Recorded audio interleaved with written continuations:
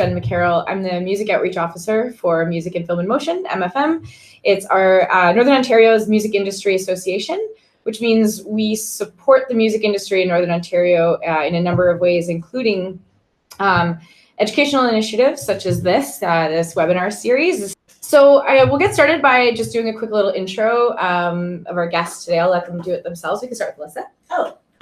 My name is Melissa Vincent. I'm the editor at A-Side, which is a multi-platform digital publication based in Toronto, but we're a national publication. We have a TV station, and we cover a mix of things from features to essays and everything sort of in between.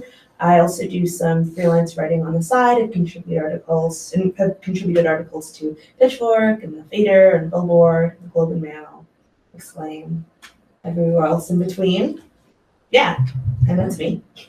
My name is Ken Beatty. I run a publicity company called Killbeat Music. Killbeat Music is a national publicity company, music publicity company. We work with artists such as Broken Social Scene, Gord Downey. We just announced the Dilly Dally album yesterday. We have a number of Polaris nominated artists this year: Donovan Woods, Friggs, Jeremy Dutcher, Jean-Michel Blais. Been doing this, I guess, for about 10 years now. Started out, I was a musician and a songwriter, and kind of morphed from that because we had a lot of good coverage as my band did, and people would sort of say to me, well, how did you get that good coverage? Who did it for you? And I would say, I did. Then they asked me if they could hire me to do theirs, and I thought that would be pretty good. And then all of a sudden that was going well. So it's morphed into that, and I no longer play guitar. And I just talked about music instead of playing it. So yeah. Awesome. Well, thanks a lot for taking the time to join us today for this. So we're going to be talking about, I guess I probably should have mentioned this at the beginning. It's in the title. We're going to talk about music publicity. So how to get, as an independent artist, how to get the attention of media, how to get some coverage for your band. It's kind of a really important thing these days in terms of your promotion strategies to get the media on board and get more people hearing about it. So maybe we'll get started about why you think, like, what the general scope of music publicity is and why you think it's important for an artist. Do you want to take this one? Well, it's important because it's, that's how people find out about your music, whether it be on the radio or whether it be on a media outlet. Still word of mouth is amazing, but certainly if you want to get a leg up, you want to get other people interested in your team, say an agent, a manager, or even just, someone who's going to book your band, even just in your local town or whatever. It really helps to have an arsenal of, things that people have said about you, quotes about your band, quotes about your music, your songwriting. So it's really kind of the first step when you're sort of looking at people to join your team. A publicity person or a music publicist is a really good way to go. And not necessarily you have to hire a music publicist yourself, but just to make sure you're covering that within your band. Maybe your drummer's doing it, or maybe you're doing it yourself, your songwriter doing it, but someone within your musical group that's actually handling publicity is really important. So someone should be sort of taking that on. So not necessarily saying you should hire a music publicist. We should definitely have a publicity campaign idea or a publicity plan, let's say. Yeah.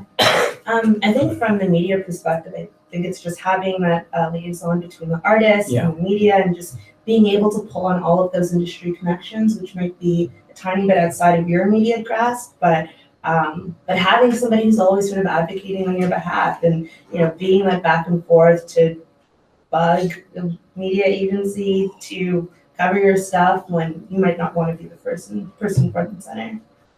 Yeah, I mean, certainly that would be one of the advantages of hiring a publicist, because they have the relationships with media, and they're also working with other known artists. So, say for us, if we're working with a younger band that maybe no one is really knows of yet, or, just kind of starting out, we have the advantage of people are reaching out to us about bands like, like Pup or Lindy Ortega, or Moby, like international artists.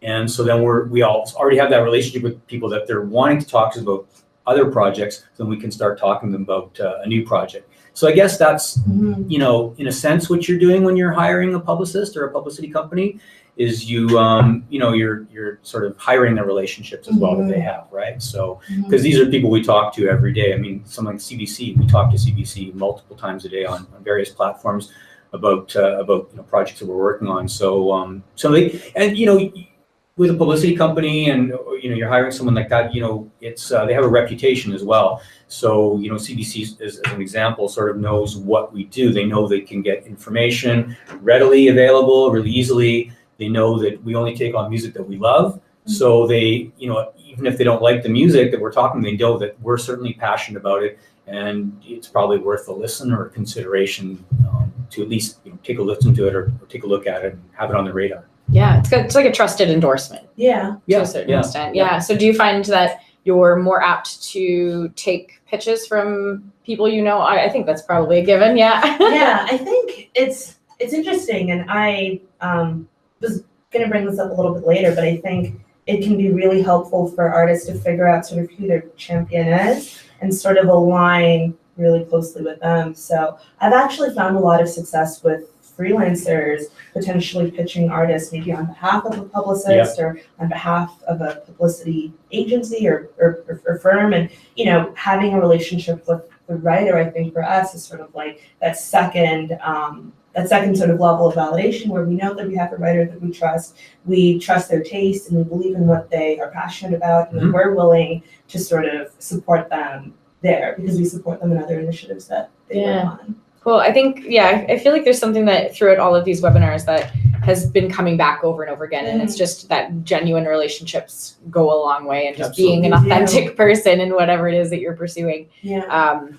goes a long way. And people kind of detect that, right? And relationships aren't born overnight too. It's something that you work at, you know, so it takes a while. I mean, I think that, you know, when you're first reaching out, if you know, about your band, your artist, your music to someone, just because they're not getting back doesn't mean that they didn't listen to it.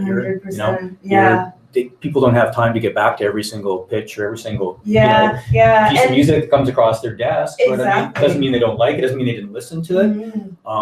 It might be on their radar. Or they might show up at a show of yours. You know they're there.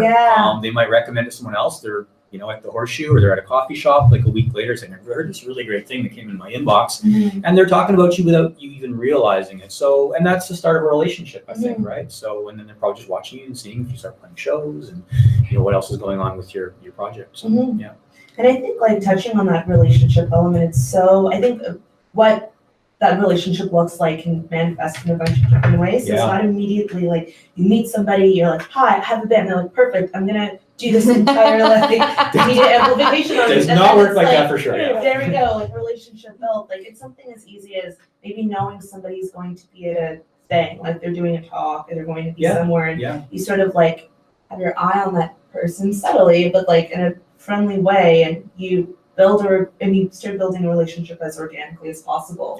Even if like the music maybe doesn't immediately come up, there are people who have met and we chat, and then we see each other at different events, and then it's only until later on down the line they're like, "Hey, I have some music."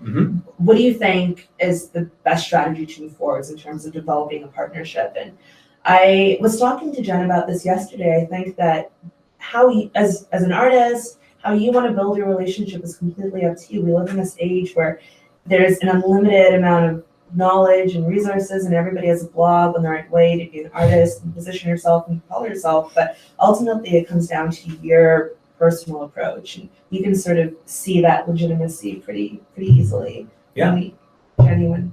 And I think too, you know, in Northern Ontario, we're definitely a bit. It's not as easy for us, especially not in Northwestern Ontario, to be as frequently just at these events and at these things. So do you have any advice for that? Like maybe certain events or certain types of things that are might be most fruitful for artists to kind of invest in being at? Well, I certainly know that when I was starting out, and I think it still is relevant today, I would go to things like CMW or Breakout West or Halifax Pop Explosion, things like that, Indie Music Week in Toronto. When they come to your town or somewhere near your town, and go and meet people. You didn't even necessarily have to have your band. Like you don't have to showcase necessarily there, but you would go and meet people. What I would do is I'd go and I'd look at all the panels and I'd see, well, who do I want to meet? Mhm. And I would go to those panels and watch people talk, and then I would go up after and introduce myself and sort of try and start a relationship that way. And I do think that that does make some sense if you look at your band, your music as a business. I mean, that's kind of, that's business development. I think you're establishing relationships. I know it's not easy, if you live you're in Thunder Bay and Breakout West is in Kelowna or something like that, so it's certainly it's not as easy. But you're right, like, keep an eye out. It'll be in Winnipeg, probably at some point, and that's when you strike. And But nothing really beats a face-to-face or really, I mean, I think, at the end of the day, we're all humans and we're kind of, wired that way. I think, if you can talk to someone and see them face to face, I think that goes a long ways. I would go to Toronto when I was living in Vancouver. I would go to Toronto and just take 3-4 days and just set up meetings and lots of coffees. Yeah. Wired by the end of the day. Lots of coffee meetings and just build some relationships that way. And it takes a while, and you don't necessarily know what's going to work and what's not. But I think if you do your homework beforehand, you might see who you really want to connect with and what makes sense for you and what your what your music's all about. Sorry.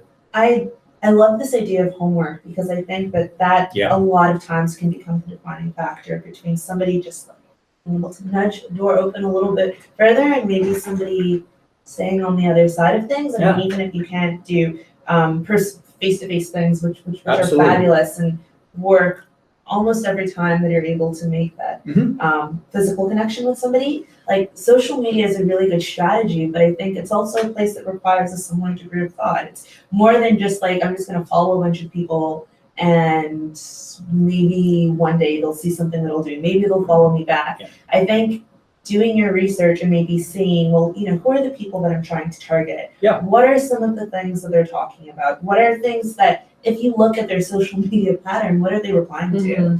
You know what I mean? Like, is it like, they might publish something, then they'll add a commentary, then they're responding to people who are commenting on a thread, or, are they active on a Facebook page, or are they more active on Instagram? Like, taking some time to look at things at a more granular level when it comes to a digital-only social media platform, and then that being an interesting way to open up the door to new relationships. I completely agree. I mean, even just genre-wise, it's like, well, you're not going to reach out to a heavy metal blog when you're a singer-songwriter, right? So doing your homework that way, seeing what other like-minded artists are out there, and seeing who's talking about those artists, and then reaching out saying, I see that you posted on this band, this artist, this songwriter. I feel like I'm in the same, vein as them. You might really like my music, that kind of thing. So I mentioned that a lot. Starting it microscopically and kind of moving out. Right? Yeah, so I always say to just follow artists that you think have the same audience as you. Absolutely, and that works great for booking your band as well. Absolutely, Look at the venues they're playing. Look at who's covering them. Look who they're working with, and all that can really kind of spark some ideas. Yeah. Okay, so let's say an artist has kind of created a relationship with a publicist, and now they want to pitch them a project, and they've got a release coming up, maybe a tour. What's some advice for how to approach you, and what would they expect to invest in that financially? Well, really, financially it can be like next to nothing to, a lot of money, depending on what they want to do. Are they just going to, is it going to be like sort of a weekend kind of thing, and they're just kind of getting started, so it's more developmental?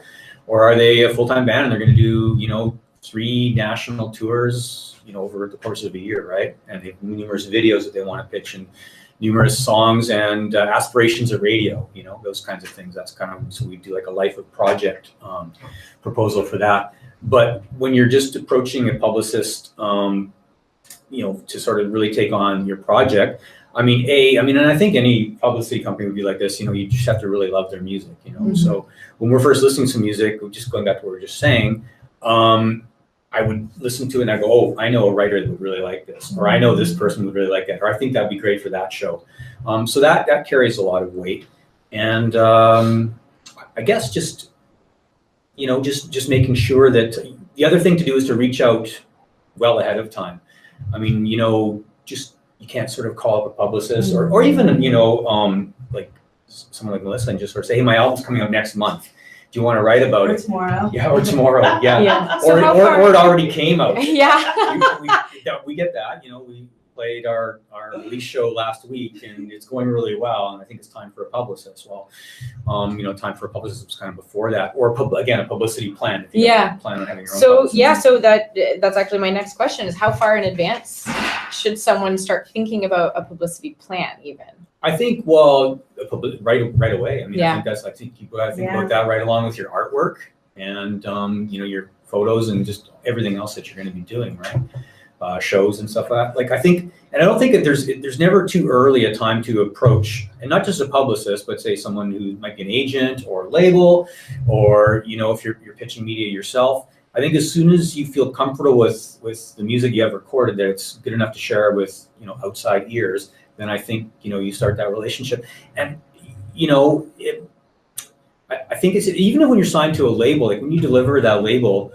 Like a big independent label, if you deliver them your record, it might be a year before it comes out, right? Sure, and if you've made a really great record, in a timeless sort of sense, it really behooves you to get all your ducks in a row. And at the end of the day, if your album comes out 6 months later than when you wanted it to come out, if you get some really important team members that are really going to, take it to the next level, 6 months is a drop in the bucket, I think. So, but I guess what I'm trying to say is it's never too early to start a relationship. Yeah. There's lots of artists that we work with that we were talking with them like 3-4 years before we actually started working together, and now we're friends and we have a really great working relationship, and everyone's feeling the fruits of success. Yeah. So cool.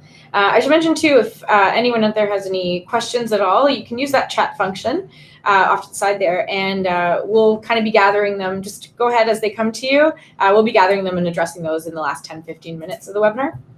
And I don't know if I answered your question very well either. That's okay. We're actually rolling. Forgot halfway through talking. I forgot what the question actually was. No, well, it was about the publicity plan, and maybe we can talk about how far in advance. So that's perfect. Okay. Yeah. It's a good point that even up to 6 months, and I think maybe we can talk about what's part of a publicity plan. What different things should artists be targeting? What different, if they're doing it themselves, what are the different maybe media outlets they should be thinking about?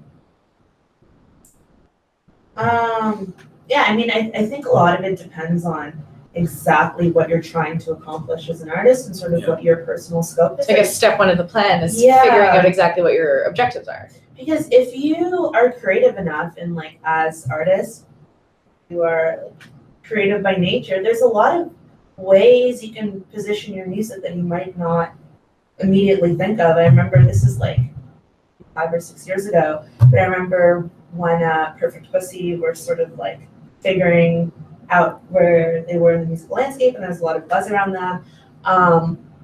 The lead singer did a thing for Elle magazine, and I remember having seen them about 2 weeks before and thinking, what an unusual but really, really perfect fit that felt like.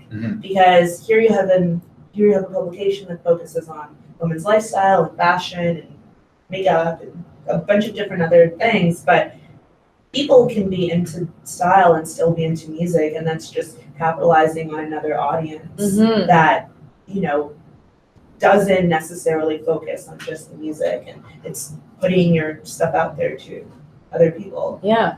Cool. Yeah. So I think being creative with things like that, if you're somebody who does visual art, there's a whole area of media that can focus on visual art, and you can talk about yourself as an artist, but then also highlight that portion of your work as well. Right. So it doesn't necessarily have to, it can all kind of work together and intertwine a little. And I think that's especially important considering that the music media climate in Canada is shrinking. It seems every year, maybe every couple of months, the amount of publications available to picture things are shrinking. And I think with that, it is the sort of traditional way of thinking about putting your work out there in general. And I say work more broadly because I think obviously the music is always going to be the center of what you're doing. But if you look at artists who have been able to achieve different degrees of success, it's sometimes more than just music. It's you have your music, which is fantastic, but maybe you're also creating a book, and maybe there's a complementary relationship between those things,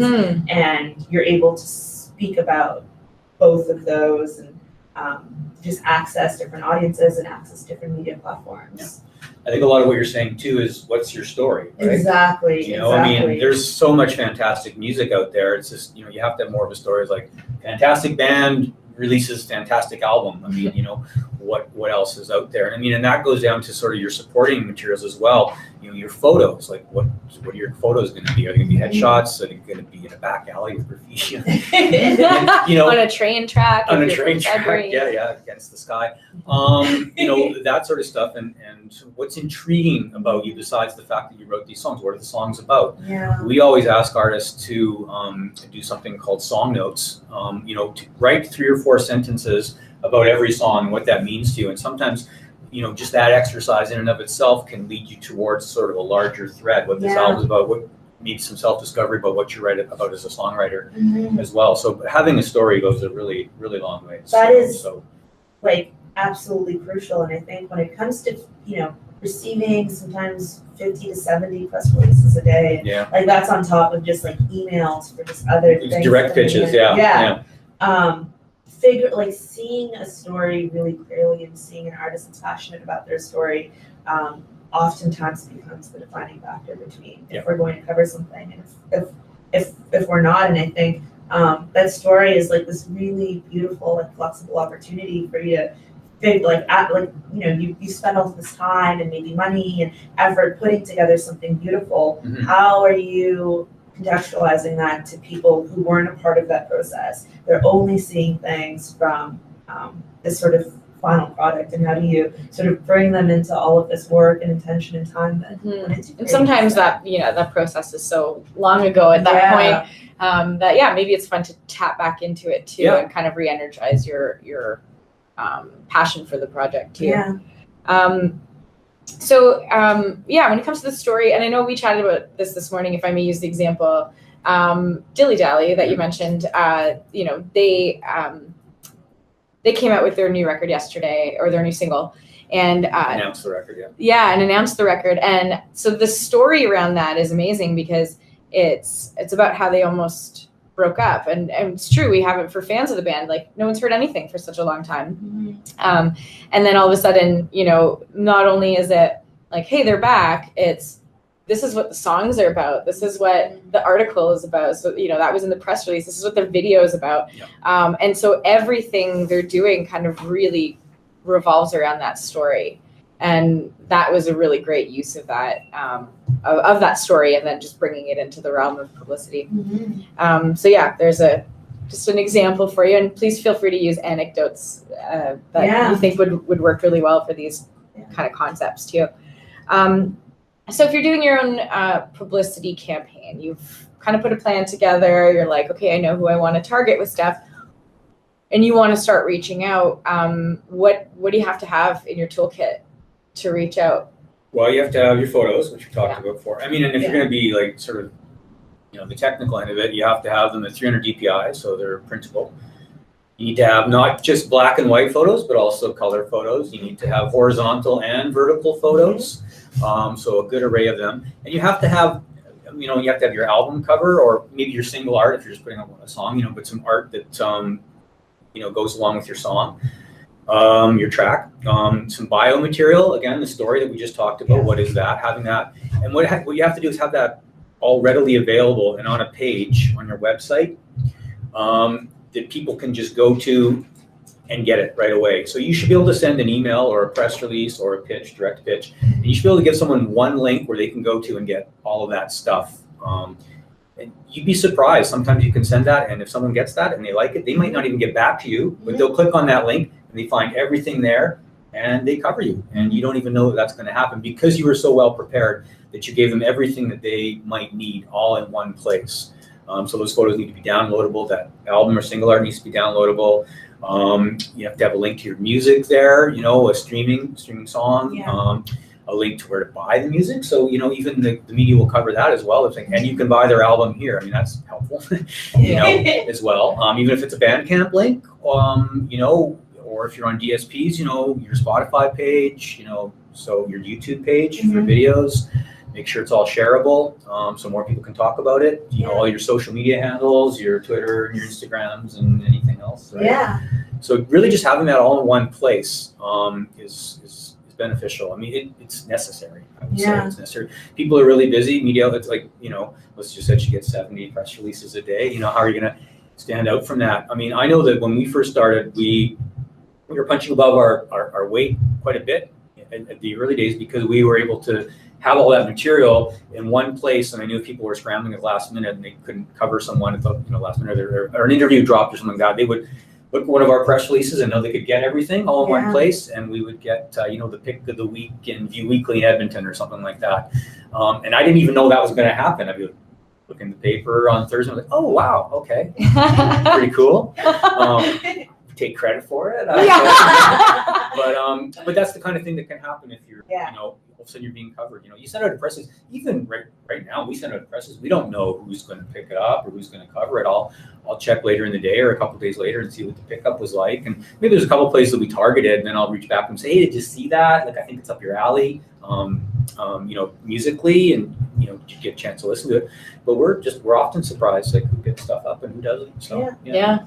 And I think and then on top of that, there are little things sometimes that just make things all that much easier. So even Spotify, this is sending a Spotify link, and it's something as very bare bones as I don't have if you are not logged into Spotify on the laptop that you're using for work. Yeah. There you don't have the app downloaded. Yeah. It's just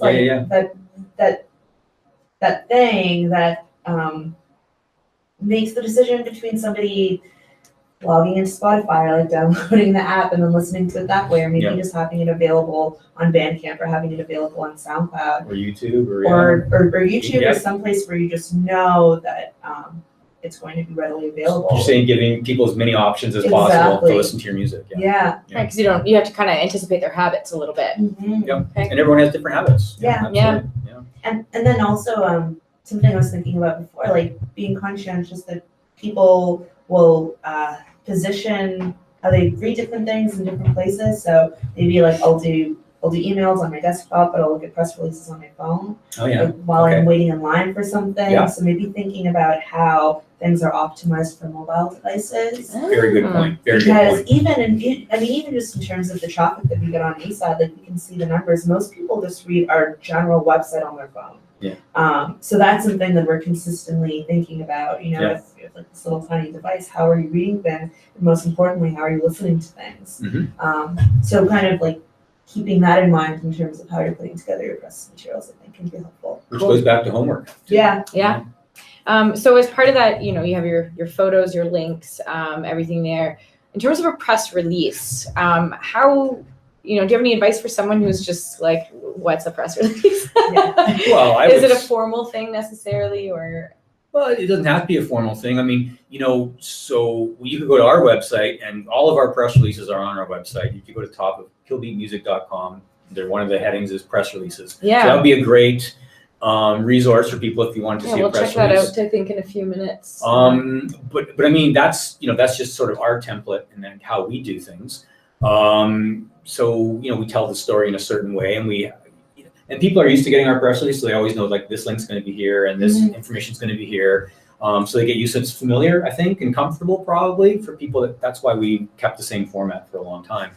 And we also have it again in a link on our website, so people can just click on it. They don't have to necessarily read the whole email, right? Just click on it and see it on their phones, for example. So that's a good resource if anyone wants to see how a formal press release is written. But at the same time, if you're doing a specific pitch, you might want to take, what's in that press release or your story, and then kind of again tailor it to the person you're talking to. Yeah. What makes the story intriguing for them, based on what they usually cover, what music you think they might like, what stories you think they might be intrigued by, that sort of thing. So, Yeah, and I mean, I feel like we keep going back to this thing about homework. Yeah, when I think about it, it's true. I mean, regardless of how well you get homework, is always something that's important to do. You're gonna get homework for the rest of your life, kids. Yeah. Cut that. Don't use that. I will cut it out and post it. But it's like anything. I mean, all of our jobs that we do, no matter what people do, you're always doing homework. You're always researching, or learning new things. You're always, everyone's things are changing all the time. So. Yeah. And I think like if you have a list of places that you specifically want to target, even like really, really small things, like I know that I always appreciate, and I've spoken to other people who just appreciate like a sentence that's like, hey, I saw that you did this and so and so. Absolutely. I like the way that you did that. Do you think my music would work well? Absolutely. Like You can tell it's not just a copy paste. 100%. Yeah. And like if you look at our website, there's some series that we just don't run necessarily.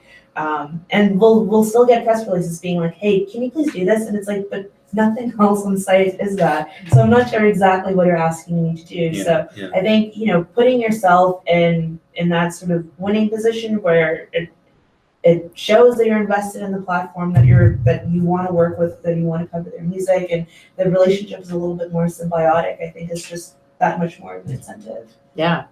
Yeah. We get, as a publicity company, we get press releases and people asking us to post their music. They think we're a media site. And it's like, wow, there's no homework done there, right? Yeah. So, yeah. Yeah. No, that's really interesting. And so when you're sending these emails and you have all these materials that you need to send to these people, Mhm. how should you be delivering these? Like, how are you making these available? Like, for example, attachments, yes or no? No.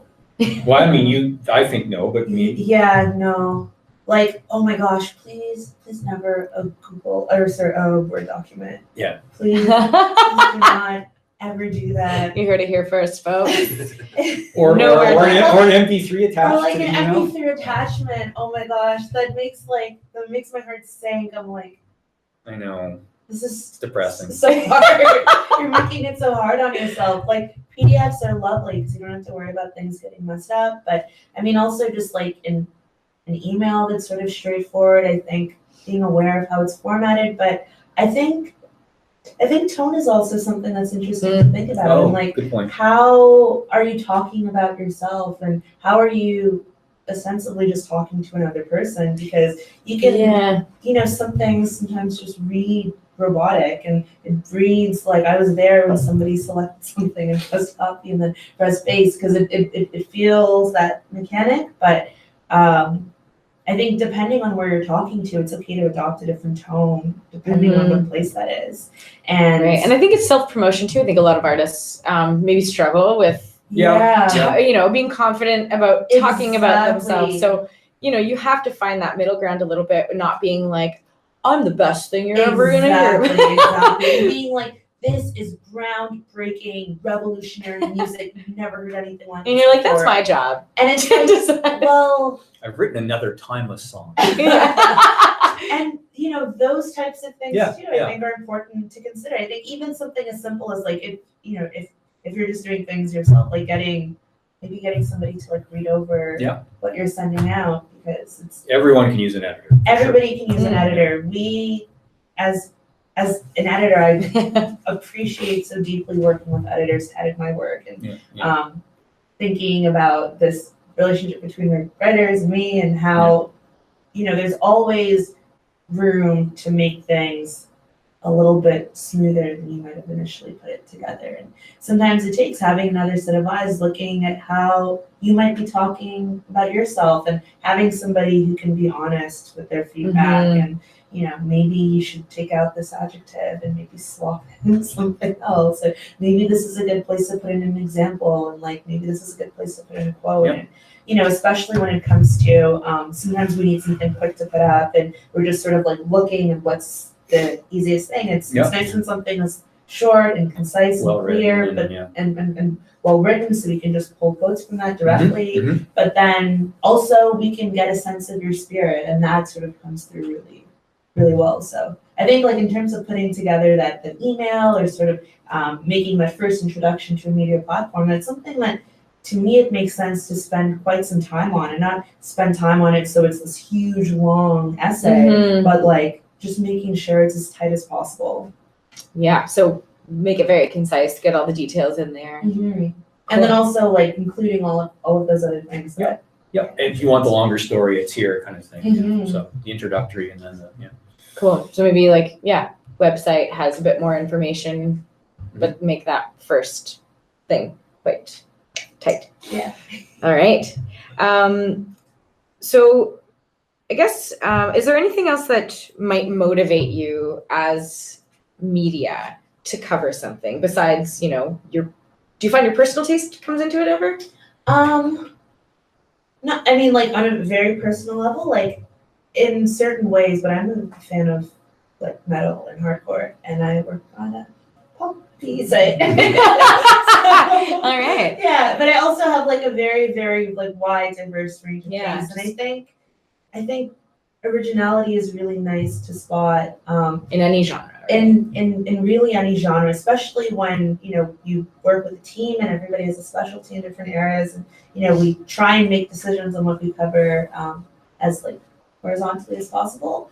Like, you can sense when something is kind of special, and you can sense when someone's sort of like natural charisma kind of comes through, and it's tricky because I don't know if there's like a guidebook for like this is what you have to do to make that come across. But in terms of putting together a story, I love finding universal stories that find a way to tell something that everybody can sort of relate to, that still figures out how to pull out some degree of nuance and some degree of personal reflection into that. So, sometimes we get artists who are like, this was inspired by the Me Too movement.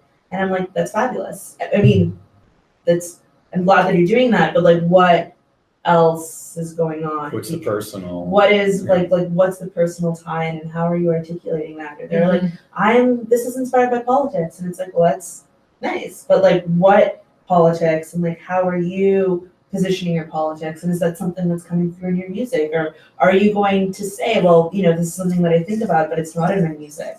Like, I think sometimes seeing if you can maybe get into the mind of how somebody else might write about you, and see if you can answer questions before they come up, because very good. Sometimes we get things and somebody's like, I like this, this is what I believe in, this is what I believe in, and it's like not in the music.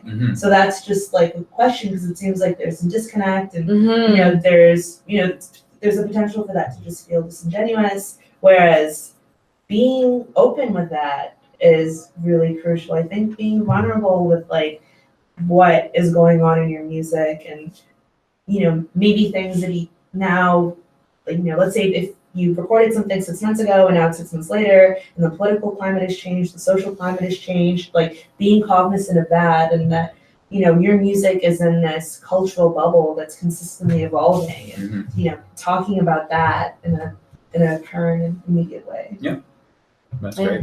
And have there ever been any situations with you, Ken, where media has just been like, oh man, thank God you have this, or whatever? Are there things that made you stand out, or your material stand out to No, media? not us in particular, but some of the music that we're talking about, like Jeremy Dexter. I'm not sure if anyone's familiar with Jeremy Dexter, but he's got an amazing story. Incredible. Yeah. He's doing something completely unique and beautiful, and he's a beautiful person, and his music's just soaring and magical.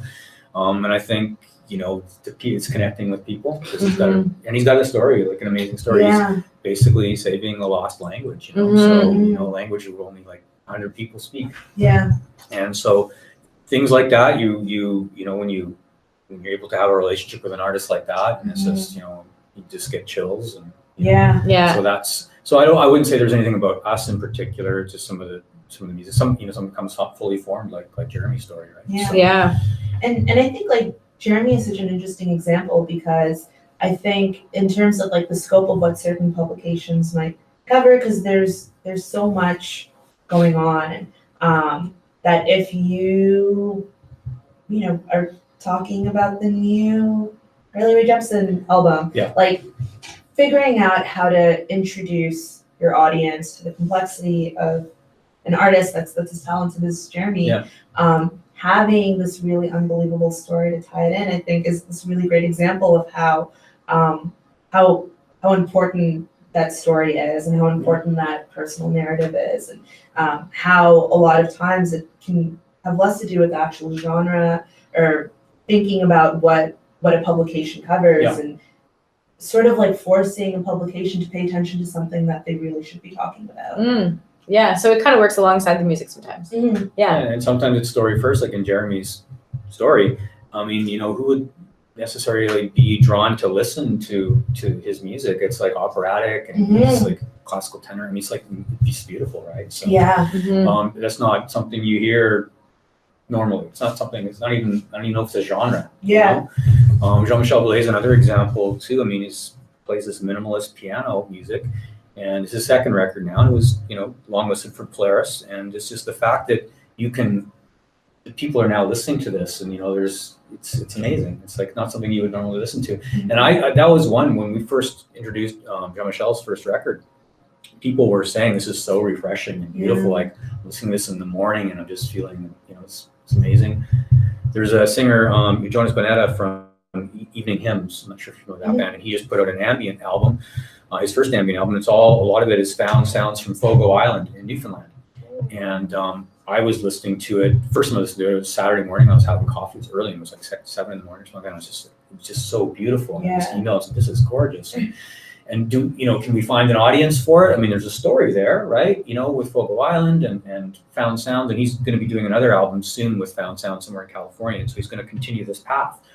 So it's exciting to kind of, introduce music like that to people that they wouldn't normally listen to it, right? So because of the story. Yeah. And then people listen to it, and then they're like, wow, and they're introduced, and then maybe they're listening to them. Maybe now they're listening to all sorts of ambient music, or all sorts of, minimalist piano music, or opera, or whatever. I mean, I know I am. Like, I listen because of that, right? So it's widened my musical palette for sure by listening. That's very cool. So sometimes it could happen maybe that an artist, without trying very hard, or maybe without having much of a plan, maybe they play a show in right place, right time, but people start talking about it and they're not prepared. How do you capitalize on an unexpected buzz? Like, have you ever kind of seen that happen?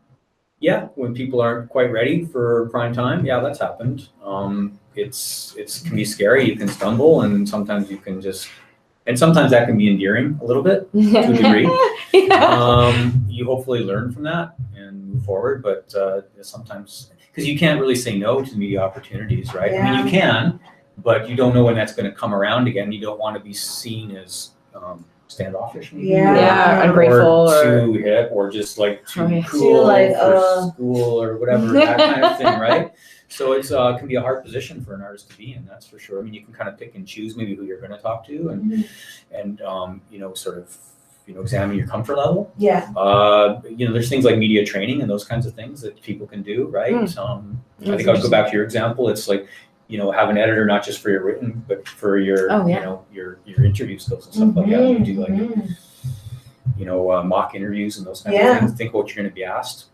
But it's scary. I mean, scary position to be. That's interesting. Actually, we didn't really talk much about interviews. Maybe we can kind of talk a bit about that.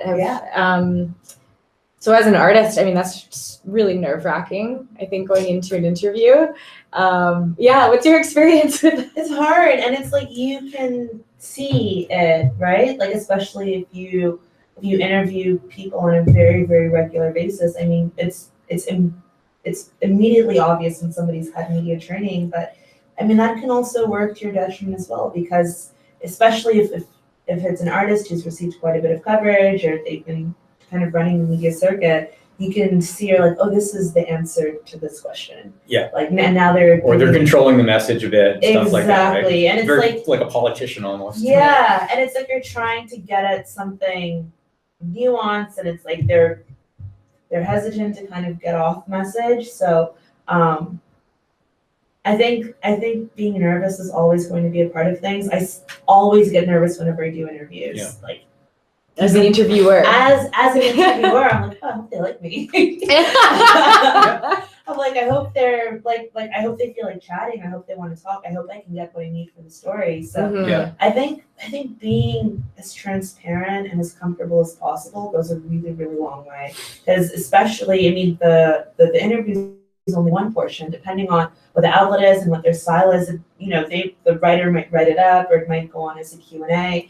And if a writer is sort of like putting it together as a written through piece, and they're pulling different quotes, like even the things that are not verbally saying in the interview still becomes a part of the interview, because that writer might talk about body language. Mhm. They might talk about, like, you know, this person kept checking their phone, like They had this sunglasses on. they had sunglasses Yeah. on, like they weren't making eye contact, like all of those things can end up being a part of the final story that gets published. So I think, you know, understanding that it's completely normal and healthy to be nervous, like it's okay to show up and be like, I'm really nervous right now. Yeah. And you know, that maybe being something that can break down walls. And I think For sure, that would disarm you probably from also Yeah. being nervous. It Yeah. might just kind of. and just like make things a lot easier, because at the end of the day, like you're having a conversation with somebody, even though there's this dynamic of it being an interview, and obviously it's going to be published, a bunch of people will read it. It's still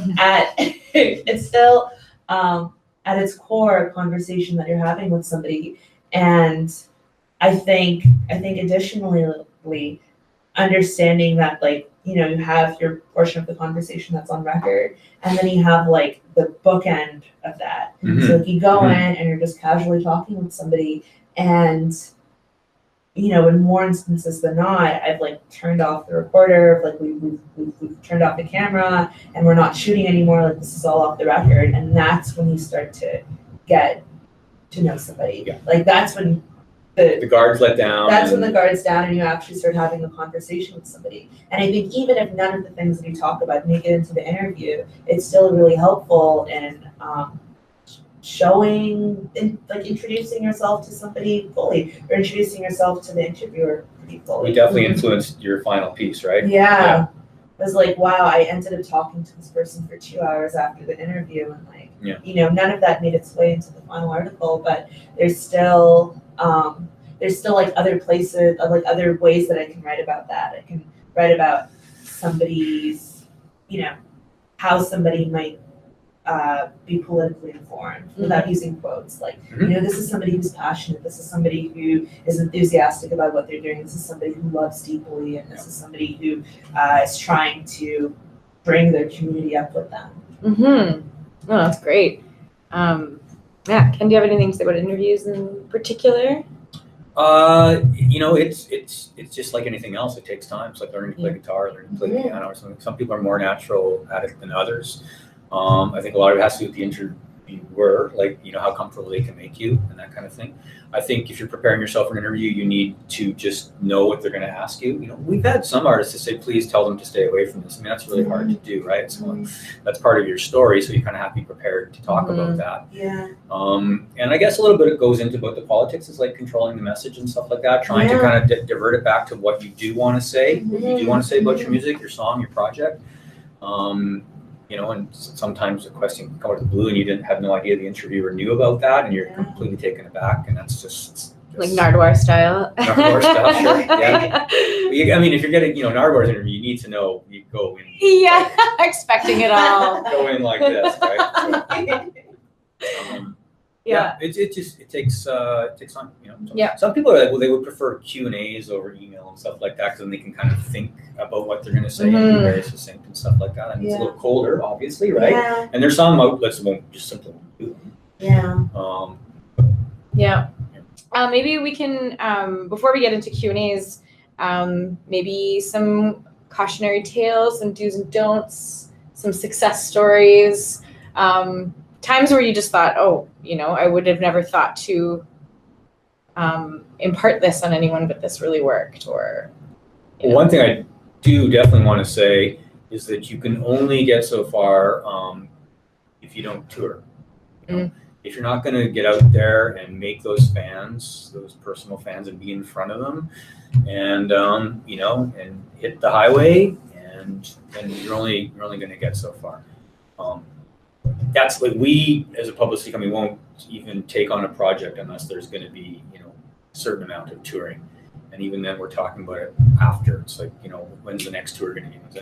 I mean, you know, you can get, you know, online media, you can get reviews, although those are falling more for even album reviews, and you can get some radio play, you can get some radio interviews, those kinds of things, college radio play, CBC. But if you're not going to go tour, you're never going to get sort of that brick and mortar press. You're never going to get the Vancouver Sun to talk about you. You're never going to get something in View Weekly or the Georgia Straight or the Coast in Halifax.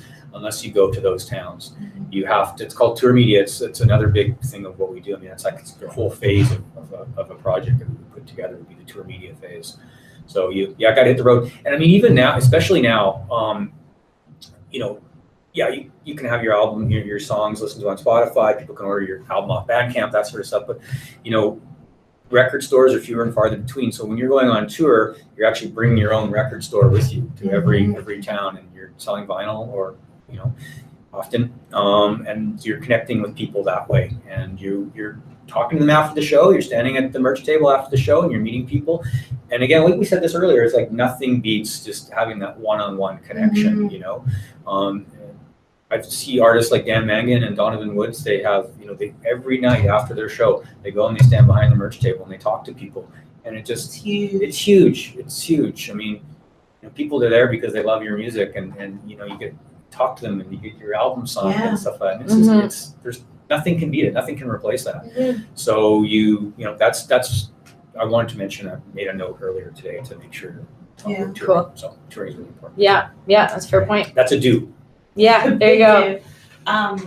To kind of like touch on this point, but then also circle back on the point about unexpected buzz that I wanted to bring up. That actually, like my coworker at A-Side, Shane, were like talking last night. He's like, did this thing, and as an artist, you can figure out ways how to position and market yourself creatively. And I think beyond just like having a good idea, I think it's like being experimental with this, like what if we accidentally blew up and we like had this unexpected buzz attached to us? Do we have like an idea that we've actually put together a plan for, and we've figured out how we might potentially execute it? So I think even Daniel Caesar is an interesting example, and there's so many different reasons.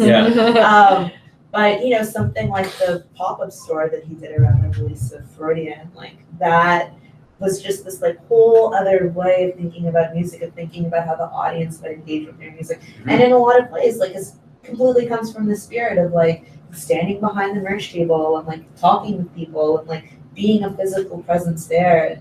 And, when the music market is so saturated with different things, like the little things that you can do to differentiate yourself become, these huge things that make a difference. Yeah, that's great. Yeah. All right, so we're gonna hop into a couple questions that we have here. So Rachel is asking, what's part of a publicity plan? So maybe we can do a quick like bullet list a little bit. Like the materials you might need, or I think and we might have hit on a bit of this already, so maybe we can summarize.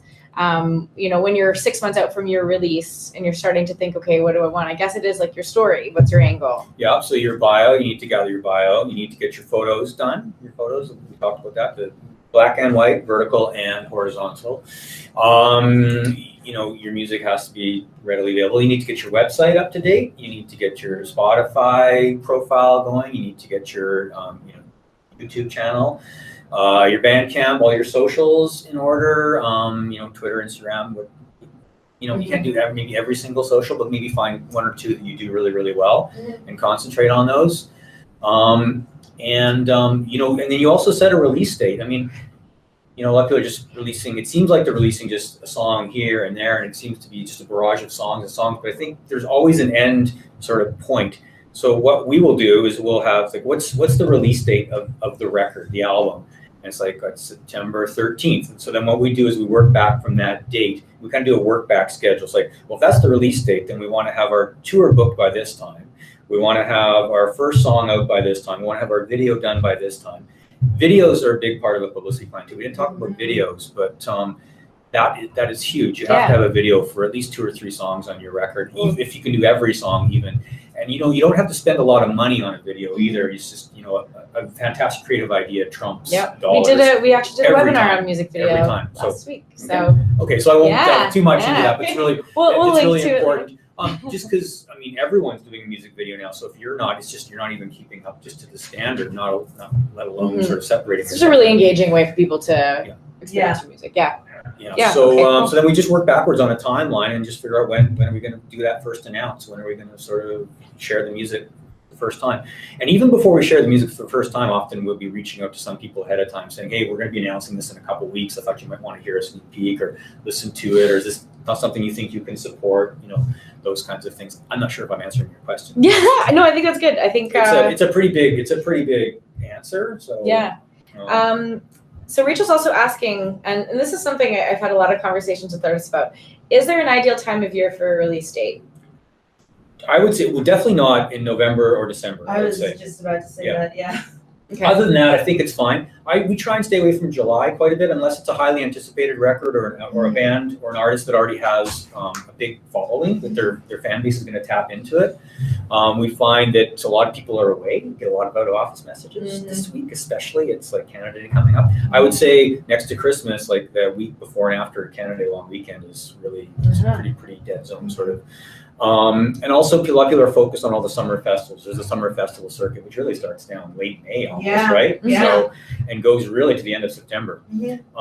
So I would say staying away from July and certainly November, December. December just, it's a write-off just because of Christmas. And November, I find, unless you're going to be touring a bunch in November, it just, you know, you end up doing a lot of your touring in the new year, and then all of a sudden you're touring an album that feels like it was out last year because it was. Yeah. So people are starting to think of like year-end lists and stuff like that. People just seem to tune out, and I don't know if it's like our natural like cycle of calendars in our heads or what it is. But I would stay away from those.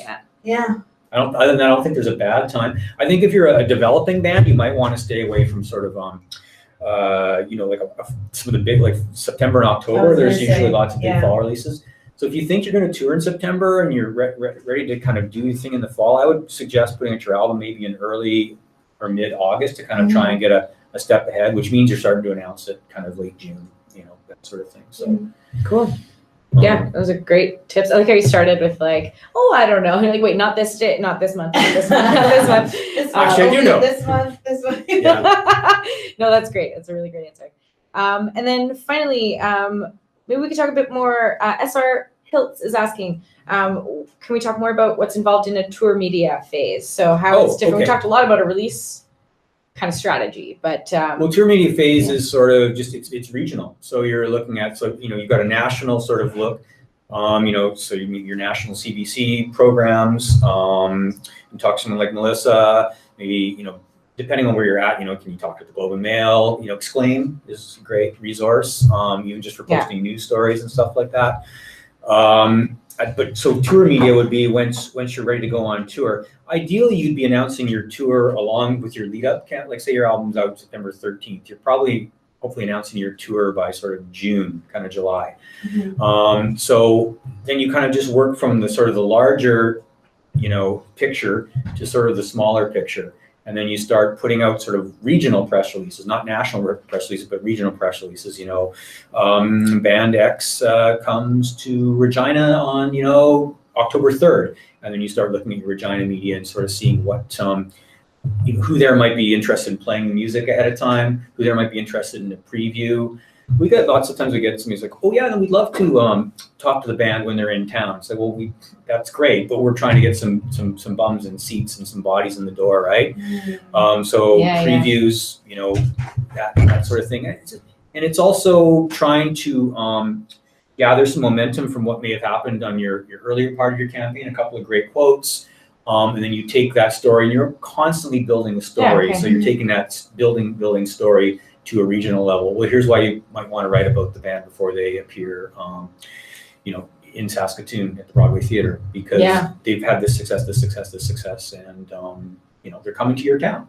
So that's regional media. And you know, that's easily researched. You can go to any town that you're playing in and find out where the local media and what makes sense and what doesn't for you. I would get in touch with the person that booked your show. Like even if you booked it on your own and it's at a club, like ask the club, the person that books, like, who should I reach out to for local media? Maybe they're doing that too. It's like, how can we tandem on this? Are you reaching out? Are you doing a local press release? What can we do to help make this show a success? Are you putting up posters?